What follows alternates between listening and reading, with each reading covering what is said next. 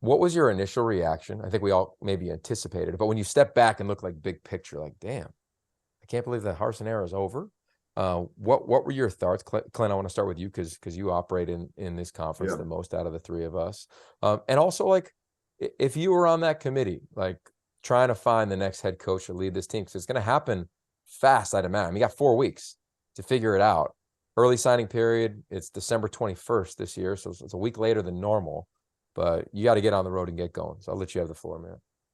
Well, first, my response to the firing is it's about damn time. I mean, look, I think the worst thing that any program in college or any organization in the NFL can do is hang on to a lame duck coach. Fair or not, whether you believe what went on with Harsin or not, I don't have any skin in the game. I don't care if the situation with the young lady that came from Boise State is legit or not. I don't care if, it's legit. The reports last week that he was telling guys you're either playing or you got to leave and get in the transfer portal. Forget all. It doesn't matter whether those are true reports or accurate reports or not. The fact that it's going on in your program and players are legitimately entering the transfer portal and coaches are legitimately leaving and ADs are quitting and other ADs that are currently employed by, I believe it's the Tennessee AD, congratulating the Auburn AD for getting out of that situation.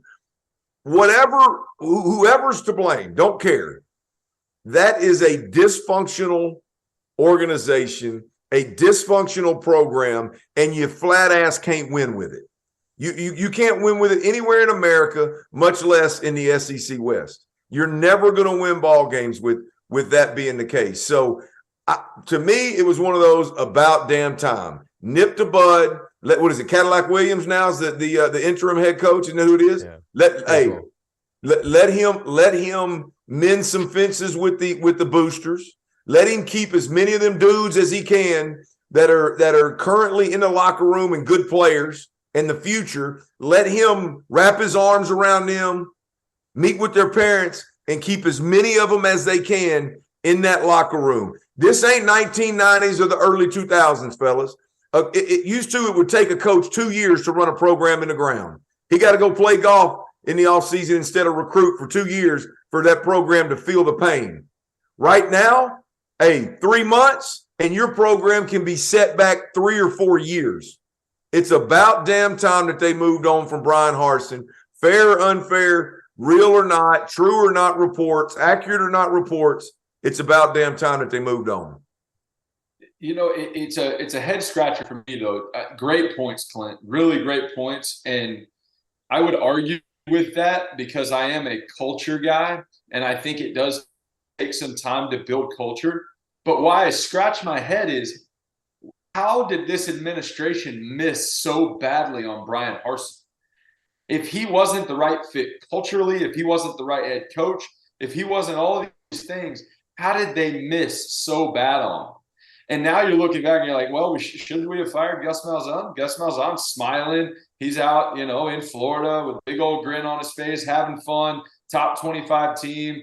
UCF probably springboard him just like Josh Heupel and others into another big job. And I want to almost say Malzahn's out there going, thank goodness I'm out of that place.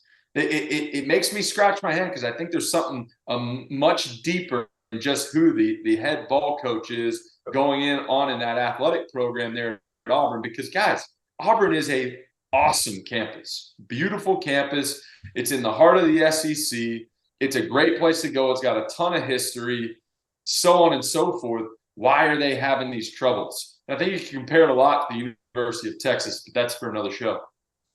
Trev, I've heard reports, and I don't know, maybe you did too, and that's what you're alluding to, but I've heard reports that Harsin was hired and essentially he wasn't approved throughout their board of regents or whatever the hell they call them at Auburn. And some of those guys are really, really powerful, and they've had it out for Harsin from jump, right? And they've tried to force him out from jump. So when I say, I tell you, from my perspective, when I say the dysfunction is there, it's very likely that it's starting above Harsin's head, and it has more to do with than just with the culture in the locker room. Bottom line is, though, Trev, and you know this, you can't win with it.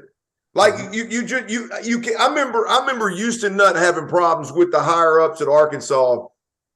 Surprisingly so, Gus Malzahn was involved in that too. But there were, like, it got to a point where he was having to look over his shoulder about with everything. And this dude was an SEC Coach of the Year. I mean, it was just, it wasn't about necessarily the locker room as much as it was the big picture. With Coach Nutt at the end, and I just from my what I've heard. And kind of gauging them all as speculation, it sure seems like it's bigger than just the locker room, bigger than just the culture, and bigger than just the coaching staff. The best programs that I've ever been around, and I'd imagine you'd co-sign, they abide by the following phrase: workflow wins championships. People just being on the same page.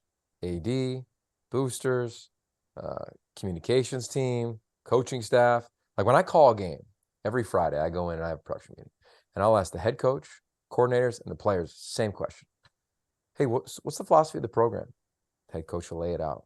Coordinators, what's the philosophy on your side of the ball? To the players, hey, what's the philosophy around the locker room within the program? And if it's not somewhere on the same page, somewhere in the same vernacular, I could predict win or loss all day long. And I'd imagine, because if you follow college football, you knew that Bryan Harsin was a winner everywhere he had gone.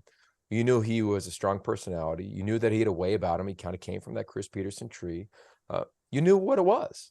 Like, I don't think Bryan Harsin was like the type of guy that, nobody understood his demeanor or his approach. I just wonder when he got there, to your point, was there no workflow? Like, clearly, if all the things that you're saying, even if 5% of those are true, Clint, then like that, it's that place, and Harsin, I agree, wasn't a great fit there coming from where he's coming from, but man, did it just seem like it never had a chance to get going. That's what it felt like from the outside on the other side of the country. Like, man, this was just not going to work. Yeah. And here's the crazy thing to me. And I think we saw this in two SEC West schools in recent history. Most recently, obviously, LSU with Ed O. And I know there's always stuff going on behind the scenes, but Ed O gets canned, and he had just won a national championship. You look at Auburn, for as bad as they are right now, and as much turmoil is going on around the coaching staff and internally, all these things we just mentioned, Auburn won a national title not that long ago. Or they played in one, right? Against Jameis Winston. That they saw success not that long ago. So how do you go from being on top of a mountain and just crashing that quickly? I think it's that. I think it's workflow. I think it's culture. I think it's not having the right people. I think it's a donors group and an athletic director that don't see eye to eye. You mentioned that they didn't sign off on Bryan Harsin coming in. That's rushing into a deal. It's just get some checks and balances in place, and let's figure this thing out. And hopefully they don't, strike out again on their next head coach, or else things are going to continue going on the same trajectory. Yeah, interesting, man. I think the first thought I had was like, glad Bo's not there. I thought of Bo Nix, to be quite honest with you, because man, that place. If Bo was there, he'd probably still have a job, if we're being